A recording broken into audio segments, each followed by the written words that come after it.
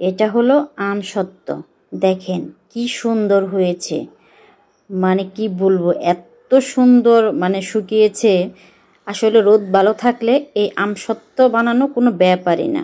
Hello everyone, আসসালামু আলাইকুম। আপনারা সবাই কেমন আছেন? আশা করি ভালো আছেন। আমি আলহামদুলিল্লাহ ভালো আছি। এই তো আজকে আমসত্ত্বের রেসিপি নিয়ে আসলাম। সবাই আমসত্ত্ব বানায় আম দিয়ে, আর আমি বানাবো আমের আইটি দিয়ে আর অল্প কিছু আম নিয়ে। আমি আইট বেশি নিয়েছি এবং আম কম নিয়েছি, যেহেতু আইটি থেকে আম মানে সরানো একটু কষ্ট হয়, এই জন্য আমি ভালোভাবে সিদ্ধ করে আগে নিয়েছি। সিদ্ধ করে নেওয়াতে মানে প্রতিটা আইট থেকে আমগুলো ছড়ে আসছে। এখন ব্লেন্ডার করে এই তো আমি জাল দেব। আসলে আমসত্ত্ব বানানো খুবই সোজা, একটু চিনি লাগবে। এই তো আমি চিনি দিয়ে দিচ্ছি। চিনিটা পরিমাণ মতো দিবেন, আপনি আমের উপরে ডিপেন্ড করবে যে কতটুকু চিনি দিবেন। আম যদি মিষ্টি হয় তাহলে কম দিবেন, আর যদি মিষ্টি না হয় তাহলে বেশি করে দিতে হবে। আমার এই আমটা বেশি মিষ্টিও না আবার বেশি চুকেও না, মাঝারি ধরনের, এই জন্য আমি একটু বেশি করেই মিষ্টি দিয়েছি। এই তো আমার চিনি দেওয়া হয়ে গেল।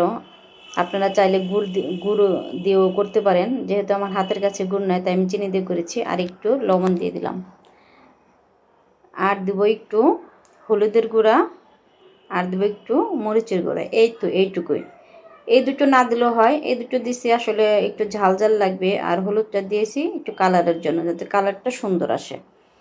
বাস হয়ে গেল।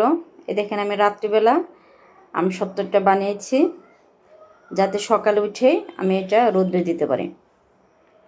যাই হোক, যখন যে ঘন হয়ে আসবে তখনই বুঝতে হবে যে আমসত্ত্বটা হয়ে গেছে। এই যে দেখেন এরকম থিকনেস থাকতে হবে, তাহলে বুঝতে হবে আমসত্ত্বটা হয়ে গেছে।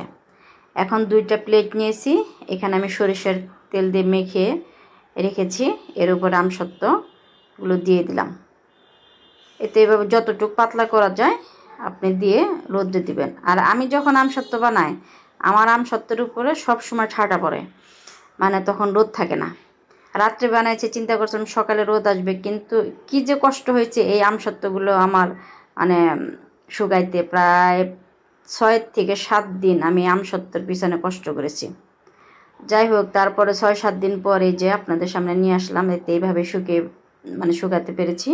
দেখেন কত সুন্দর উঠেছে। একটু মানে ছুরি দিয়ে আমি সাইডটা একটু গুছিয়ে নিয়েছি, তারপরে টান দিয়েছি। দেখেন কত সুন্দর উঠেছে, আর দেখতে যে এতটা সুন্দর হয়েছে, আর খেতেও মাশাআল্লাহ অনেক মজার হয়েছে।